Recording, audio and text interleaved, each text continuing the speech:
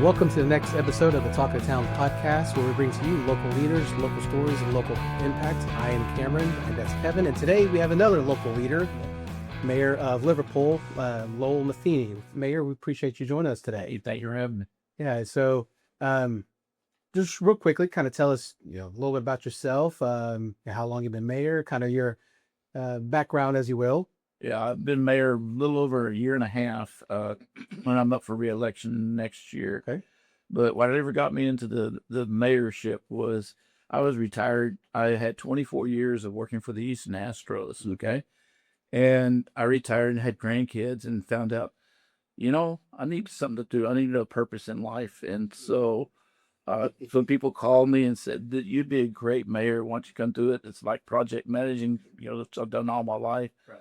And I lived there 40 years. So, Yeah. it was the right thing to do. And I've totally enjoyed it so far. Yeah. Well, I think they were right. You have been good at it. You have been great at it. And it takes special people to be in that position sometimes. And I think you've done a good job. We've gotten to know each other over the last year or so, and I've come to grow and really appreciate your heart for your community. And you can see it, it's evident. Mentioned this kind of, before we opened a little bit and talk about it, but as a very small, what's the population of Liverpool today? So the census was 500, and we're bigger than that because we know we're getting growth by our water. Right. Meters are coming in, new people coming in. Right. So until the next census is, we're still like we're 500. So you're 500 a day, but yet at the same time, I mean, you know how to gather as a community. And so let's talk a little bit about the community feel, the community impact that you guys are doing, and how, why, and when do you gather? So when I first became mayor, one of my objectives was to get our citizens informed of what's going on in the city. Mm-hmm. So every quarter we have people come in, and we actually open it to the town hall. We have several places we go. We outgrew the city hall, so we added out the pavilion there one time. And then we went down to the venue, which we annexed down there, and where it was cool because I don't this time of year you don't you start to go with. So that's what we got going, and I really think that brought a lot of stuff like what's coming up, bridges going out, and then and as we do the developments and stuff, we keep them informed of what's going on.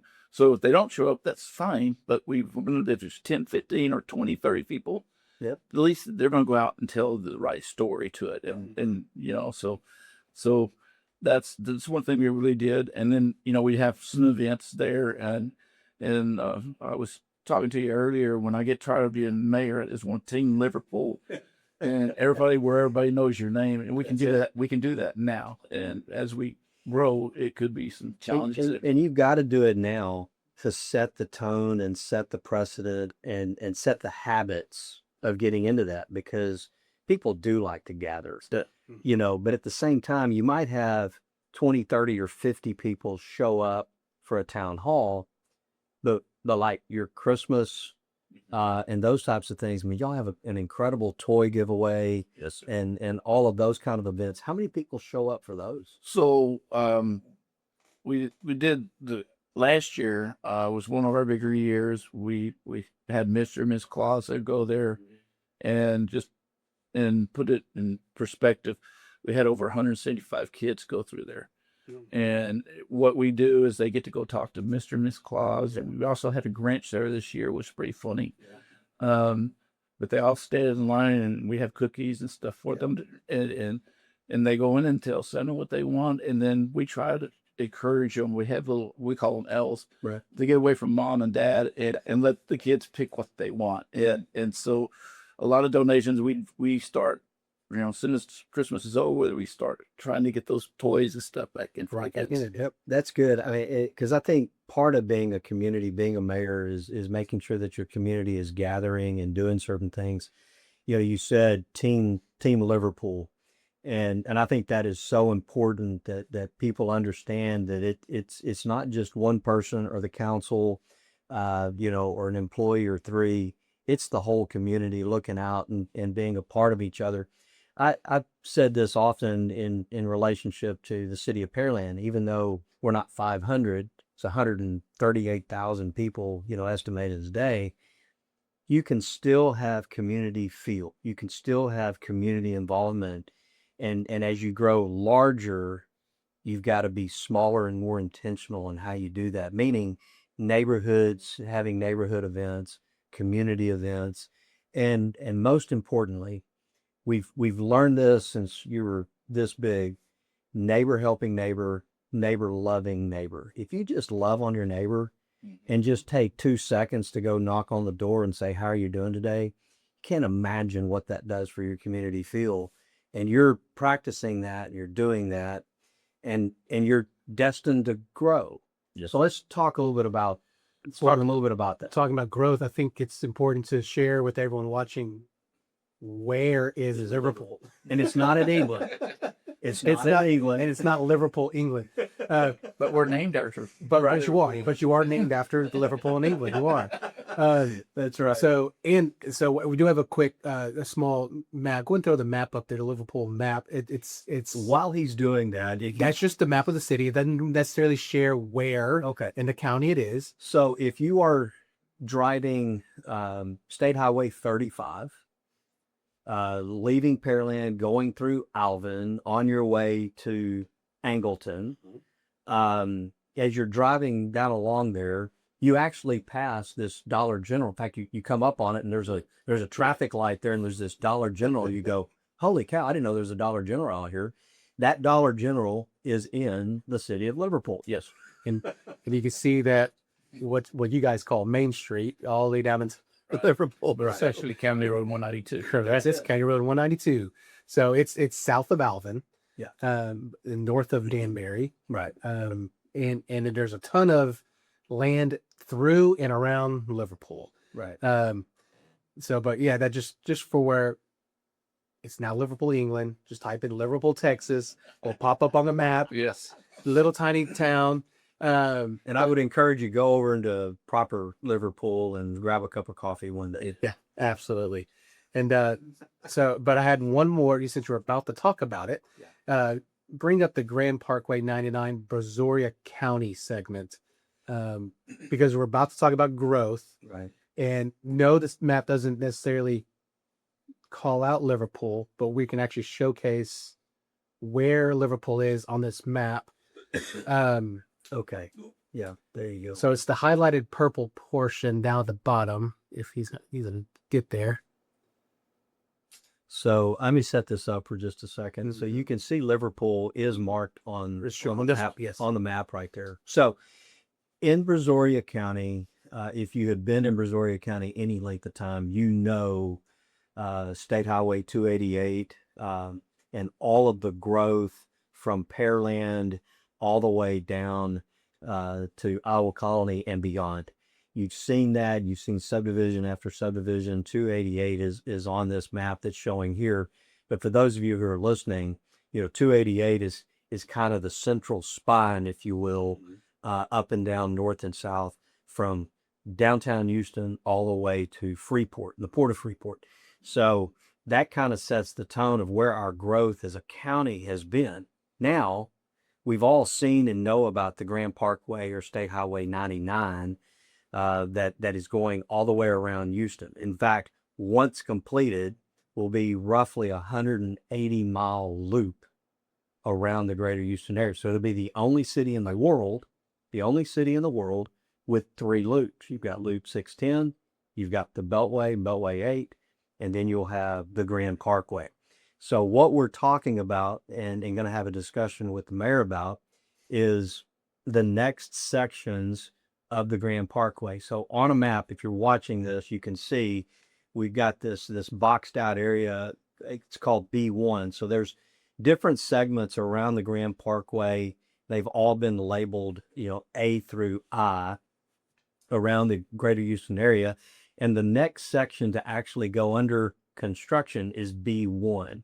It's going to take it from 45 over to Alvin around their the bypass area and then down south. And if you're familiar with Alvin and State Highway 35 and Alvin College, Just think of it in terms of Alvin College, just south of Alvin College at 2403, FM 2403. That's where B1 is going to terminate. And then once B2 is funded, which will be just a matter of time, it'll pick it up from there, straight down 35. And you can see on this particular graphic, if you're not seeing this, it'll move across. Like a loop. It'll kind of move across the countryside, cross FM 1462, and then meet up with 288 there north of 1462 County Road 60. A lot of words to say that, but I was just in Austin a few weeks ago, and the TxDOT Commission has approved the final dollar amount and a final contract with the contractors for B1. It's a $1.4 billion capital investment. That's with a B, guys. With a B, capital investment. So it's not if it happens, it is now happening. Yeah. And it's not even if and when. It is now happening. And so with that, it's bringing this growth, it's bringing this this infrastructure to Liverpool's literal front door. Yep. So right where B2 kind of starts curving westward and headed towards 288, that is Liverpool. And that's why we have discussion today. And this is well on your mind because we talked about this last month in July, that when the Beltway finally closed, yes, what happened to the city of Pearland? Exponential growth. Boom. And so this is another loop. Eventually this is going to close. And again, Brazoria County is where this is ending, because most of the northern and western and eastern are already done. The last segments goes right through Brazoria County, goes right through Liverpool.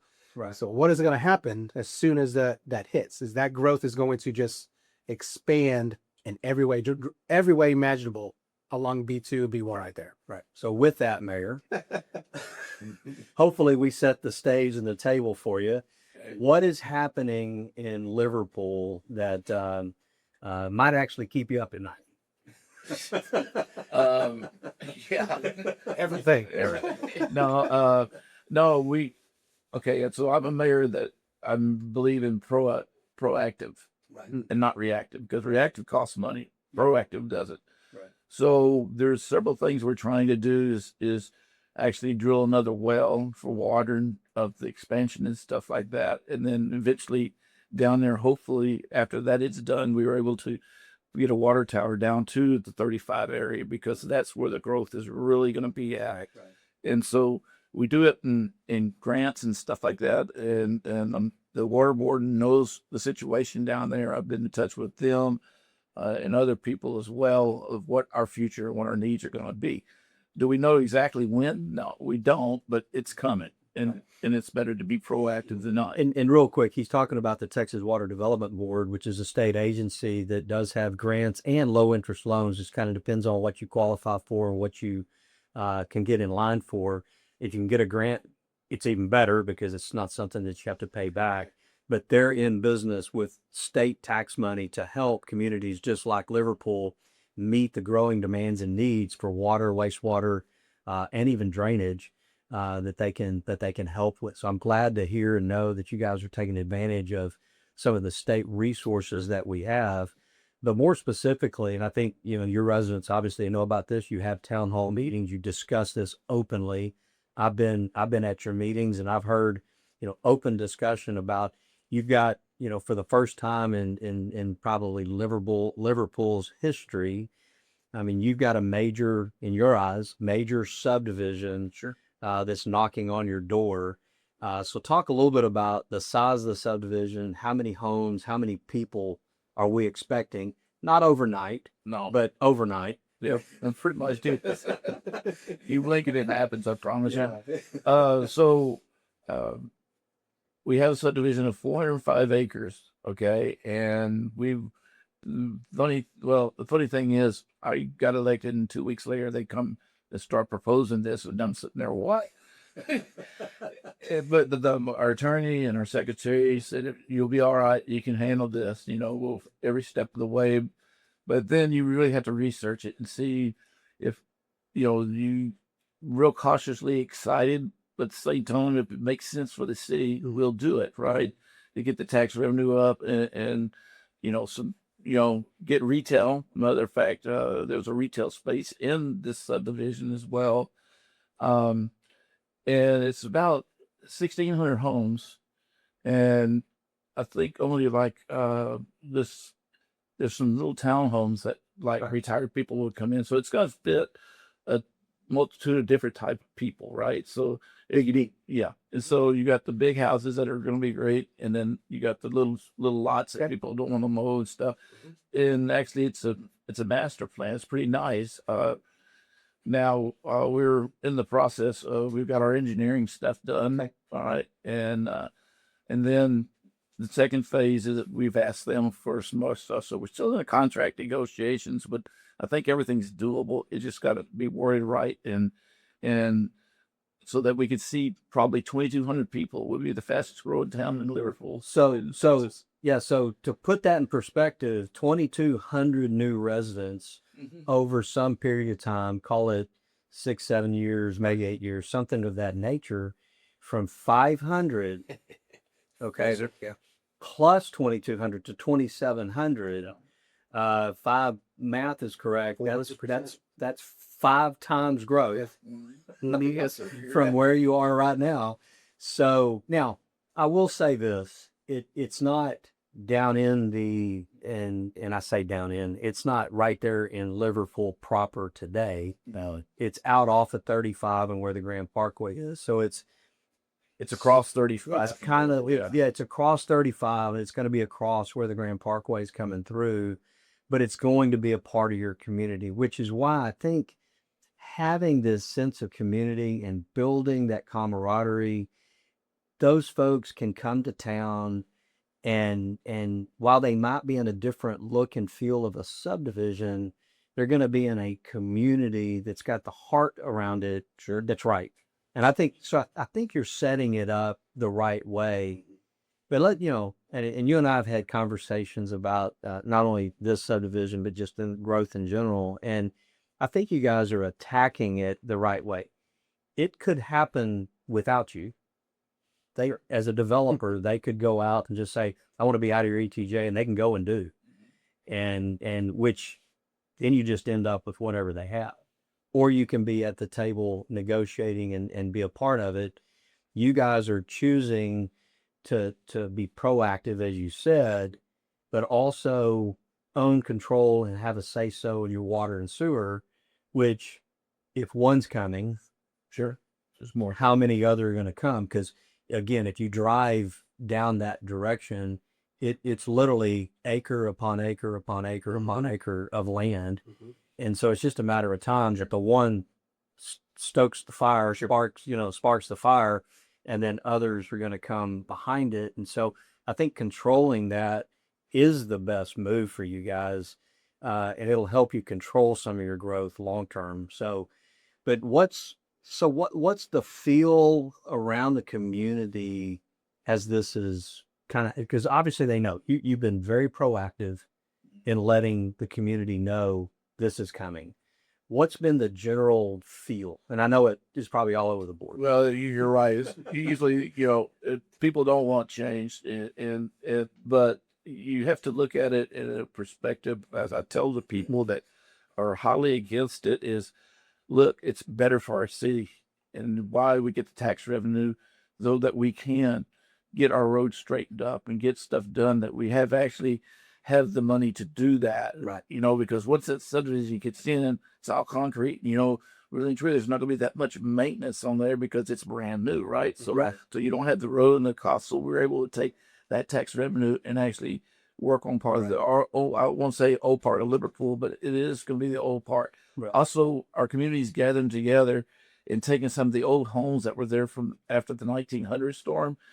People are buying them and restoring them. So we're going to get the historical factor. I love that. And so it's cool. We got we had an old post office there from way back when that we trying to find out how to move it and actually display it. But that's another right there. By the way, that trading post was set up in 1827. Which I did some facts looking at that before. That's cool that you're trying to restore that.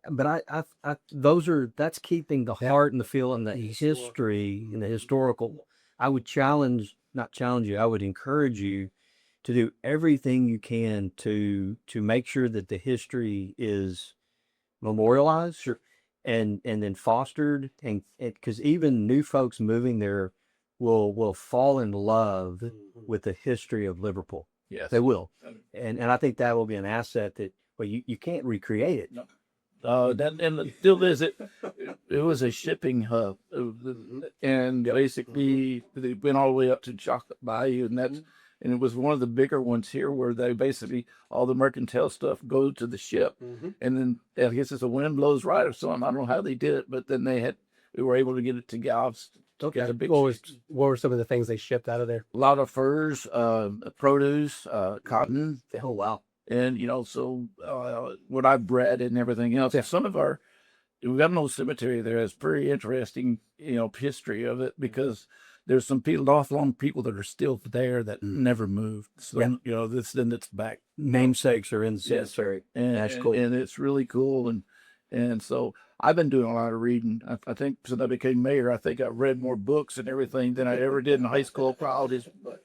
But at home, I'll sit there and stare at a book.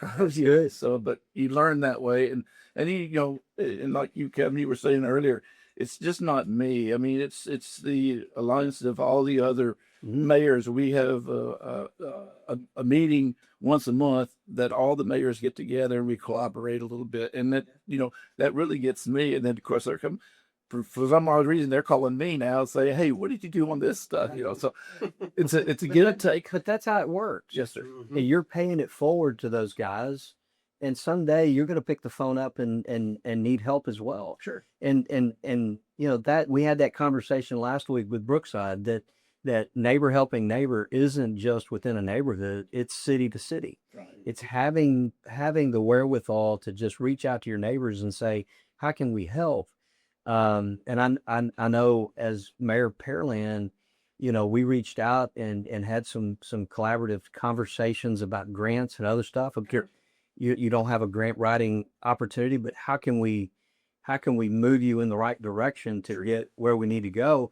And I think those are just things that we shouldn't have to be told to do, but we do. Yes. But I like the fact that the cities and the mayors and others can get together and talk and collaborate, because we're a vast community. I mean, Missouri County is 1,600 square miles. And so Liverpool over here, but you might be in Swing over here, but you can help each other. Sure. Because at some point in time, you're going to be dealing with some of the same issues. Sure. Maybe different scales, but you're going to be dealing with the same issues. And I think that is so important that elected officials have that camaraderie enough where they can come together and, quite frankly, break their pride a little bit and say, I need a little help. Like I said, I'll ask the questions. If I don't know something, I'm not going to lie about it and find out what it is. And like I said, that's as a mayor. I think a mayor's job is to your council, to people there. You got to present what you need, right? And you're able to go to the council and explain why we have to do certain things. We got budget stuff, we have stuff but you got to, what makes sense makes sense. Mm-hmm.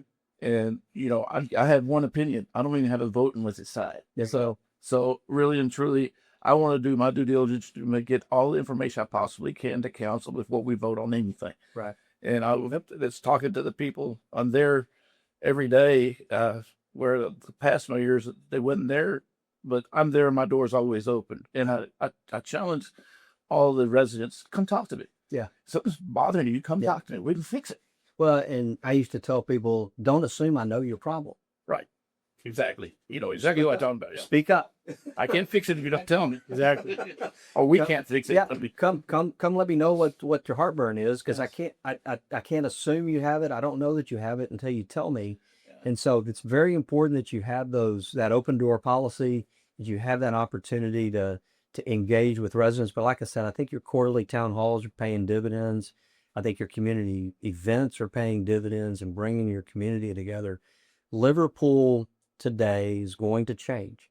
Sure. And I think one of the things and messages that I want to help you get across, with this is it's going to change. Doesn't mean that we have to shy away from the growth, but it's coming. As I said earlier, the TxDOT Commission has approved the project and the money, and it is moving forward. And it's not going to go under construction tomorrow. We still probably a year or so. That was my next question. It's still about a year out, because part of this is a design build structure. So the design teams and then the contractor and everything else are all working candidly together. And they're building east to west. They're building from 45 towards Allen. As I understand it, yes. Okay. So as I understand it, yeah. And so it's not going to be there next week. No. But it's coming. And I think that's what's important that I think you've done is you've gotten out in front with your community going, not only is it coming, but it's now here. Yeah. And that growth, and like I said, the other developers and others are going to show up. You're going to have some retail. I mean, just to go to the grocery store, Yes. It's not down the street. That is, yeah. I mean, there's, again, nobody's really come up, but there's been a lot of discussion about, something on 35 that we can have.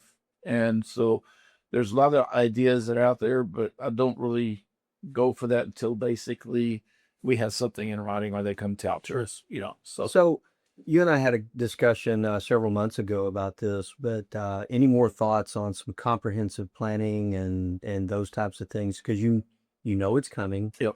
The look and feel of your community is going to change around you. Right. What are your thoughts on being proactive on not just this subdivision that's coming in, but all the land around you? So we, our ETJ is there, and once we can do something, we can almost annex anything that whatever that 405 acres is supported. I think we can go annex it, and then we have to give city services to them. We've got 2 years to get it right.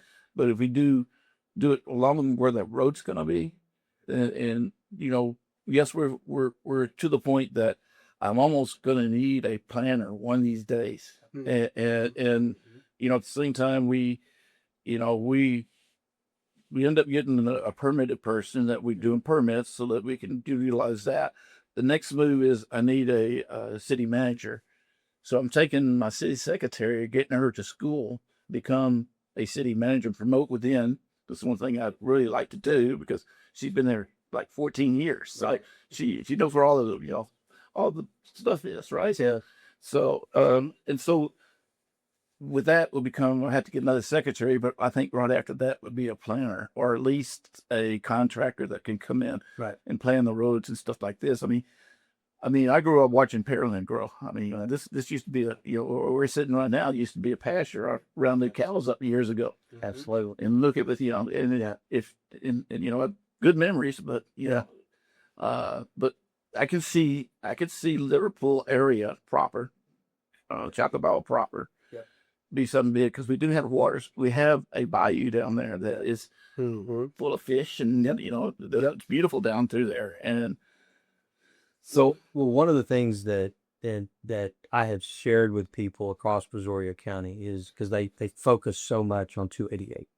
Naturally so. It's right there. And the county is about to expand it. Okay. And in fact, just thought of this, future broadcast, maybe we get Matt Hanks or somebody like that on and talk specifically about 288 and the next steps for that. But, 288 is an enormous amount of growth.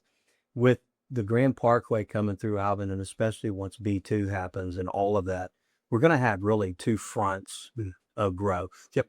You're going to have the 288 growth, and you're going to have the 35 growth. Yeah, with the 35 or the Grand Parkway growth. And it's just going to make our county just grow that much quicker and faster.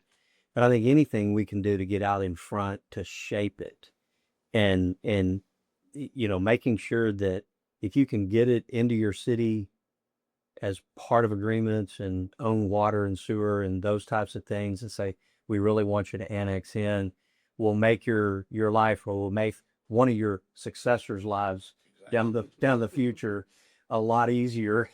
yes, that's not just it. I mean, we don't know when we'd actually take over all that stuff, because the mud district has to be paid, right? But I look for the long term. I have to, because you know because I don't want to set up something that's going to be wrong for somebody else. I'm sorry, it's not my demeanor. I want to make sure everything's done. Well, and even this 400 acre, subdivision coming in, they're going to create a municipal utility district, a mud district. They probably don't want to be in the city today, but at some point in time in the future. So you can do that through a strategic partnership agreement or a SPA. You could also do limited purpose annexation. It keeps the bulk of the annexation off of them, that you can still get sales tax and some other stuff, but it also puts them in the city today. There's some things that you can negotiate now, so you don't have an annexation fight. Right. 40 years ago. Yeah. Yeah. And like I said, they came to us and they want us to do it. And, and like I said, if it's good for the city, we'll do it. Yeah. But, Benefiting all the knowledge, the knowledge of these other mayors, yourself, and everybody else that's helped me, don't think I'm not using it. I'm using that knowledge. And I think we all do. I think it's so important to do that.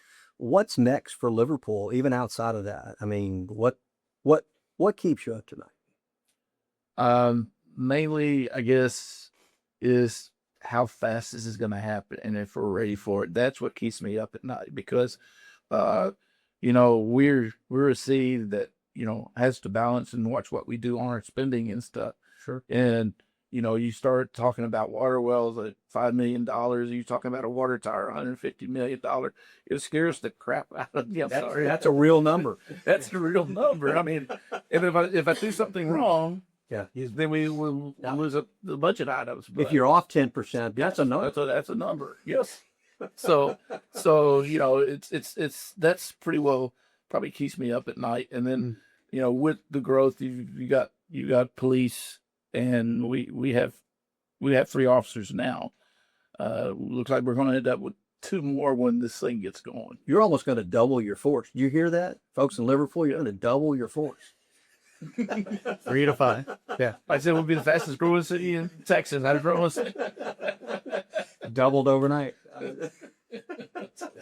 Like we can laugh about it now. Yeah.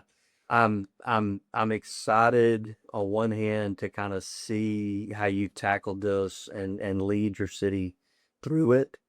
Not necessarily excited for just growth for the sake of growth. Seeing someone step up and take on the mantle, take on the role and leading your city is rare. It doesn't happen a lot. But you had done it, and your city's going to be better off because you have, rather than being reactionary to all of this, being proactive. And I'll say this, and anybody that's living in Liverpool, listening to this or watching this, I'll tell you right now, will you get it 100% correct? No. Okay, no. But I want to say this, because it's not because you haven't tried. It's not because the heart's not there to get it right.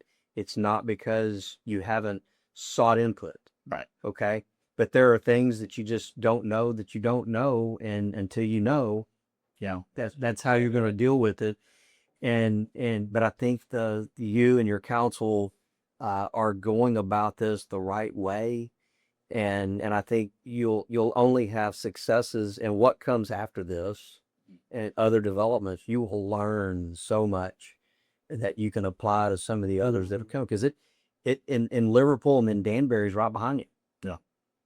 It's going to come across there, and then back up that whole swath from 35 over to 1462 is. Well, I mean, our ETJ almost, goes to 1462, and it goes all the way down to the bay, right? Yep. So we've got one of the largest ETJs in the area, and basically it's farmland. It's this we hadn't had any subdivision out there in years. Right. Really, they're not subdivision. It's like 5 houses or 10 houses on a street. Right. So, like I said, I think it's very, very important to, and let me say this right now. I couldn't be me without the council people, the staff members, and the drainage people, our emergency management team. Right. I couldn't be nothing without them. And they've had, a lot of people don't remember the storm of '79 where we had 42 inches of rain in 24 hours. Well, I was there. Claudette. Anybody wants to remember that? But Claudette. I was stranded. I was stranded up there at the plants for almost 36 hours. But that moved. And could that happen again? Yes. That's why it's important that we're getting the cities up into emergency management so that, Right. like Merle, we didn't get any money for cleanup on that one. And I wanted to know the why. So now we're up to date with our emergency management stuff so that when they're ready for the next one. Right. Sorry.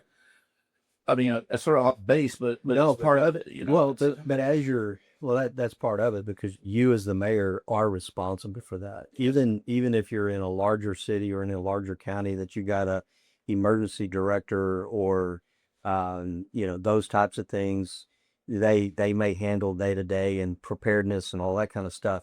But when it comes down to the storm, when it comes down to whatever the action is, the governor doesn't call them.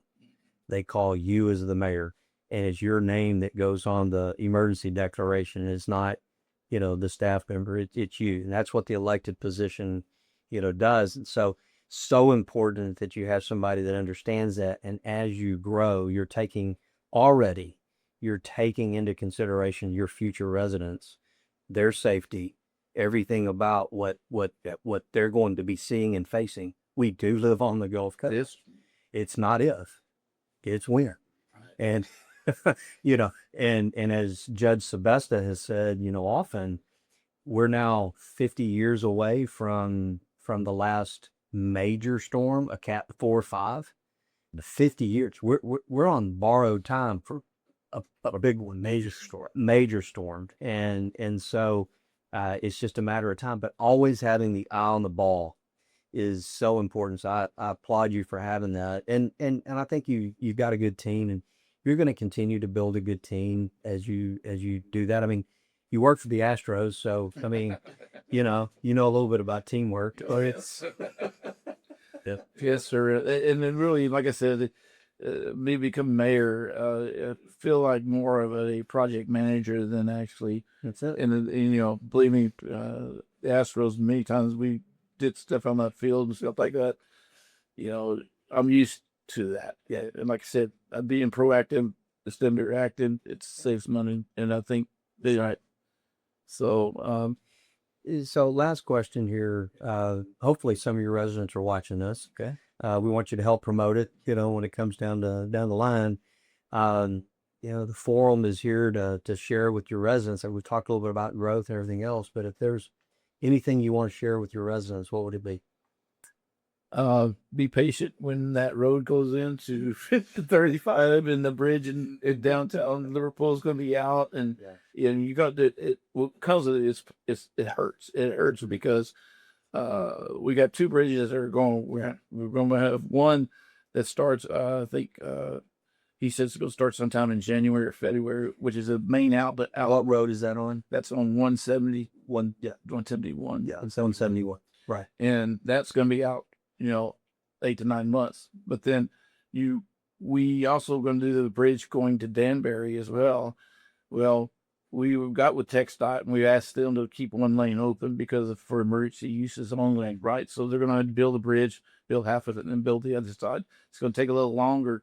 But if you look there, and we have both bridges out at the same time, we're looking forward. We do have a helipad out there that everybody uses, and so we want to continue that. And then we have a railroad track right in the middle through town. Yeah. So, that's, and we had trail derailments there in the past. And, you just got to watch out for that kind of stuff, because if you're on the wrong side of the track, guess what? It takes you a long way to work stuck for a while. So the main word is, as construction happens, just be patient. Be patient. Be understanding.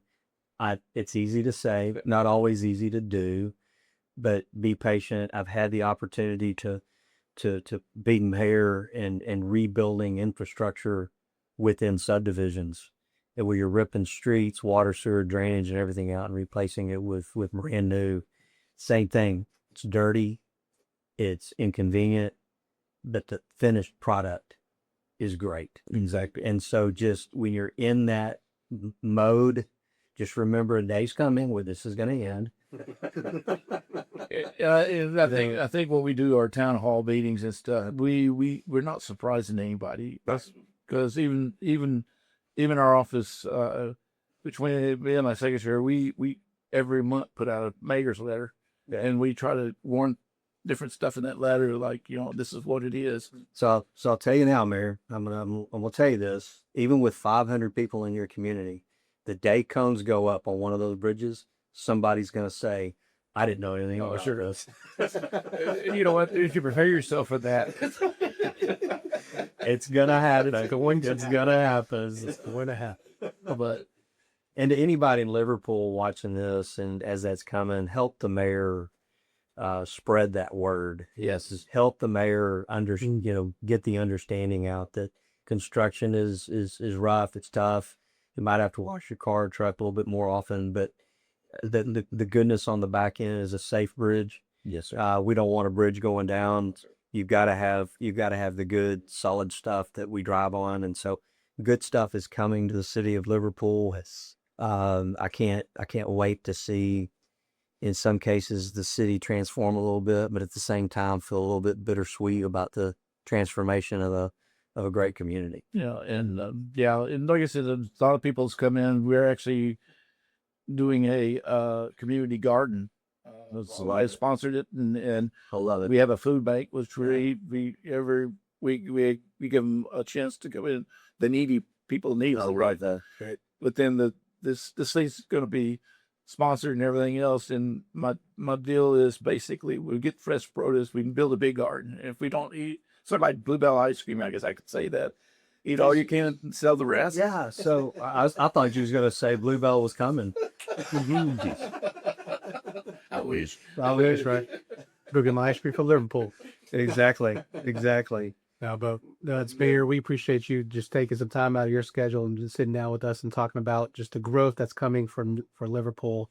But yeah, one thing I've noticed from an outside perspective looking in, the residents of Liverpool, as closely knit as they are, I feel like whether they want it or not, I think they're ready for the task that's coming towards them. And I think that is because of your leadership and the leadership of council, getting them ready, preparing them, educating them on the issues. So just from someone who's seen growth in Pearland and can see it future in Liverpool, I just appreciate the fact of how transparent and open and honest you are with your residents that live in Liverpool. So just wanted to make that known to you. And we're right there with you as this goes on. So even though we don't live in Liverpool, we're right there and supporting you and the rest of you residents that live there. So, but we appreciate you again for stopping by, and hopefully you guys today have enjoyed this conversation that we've had with Mayor Matheny in Liverpool. As always, we are here just to bring you local leaders, local stories, and local impact with our local leader, Mayor Matheny, here with us from Liverpool. But please like, subscribe, share that post, get the word out, not just in Liverpool, but Alvin, all is stretching around towards Iowa Colony. This Grand Parkway is going in, and it's going to go in faster than you think. So, but my name's Cameron. That's Kevin. We appreciate you joining us today, and you got a blessed night.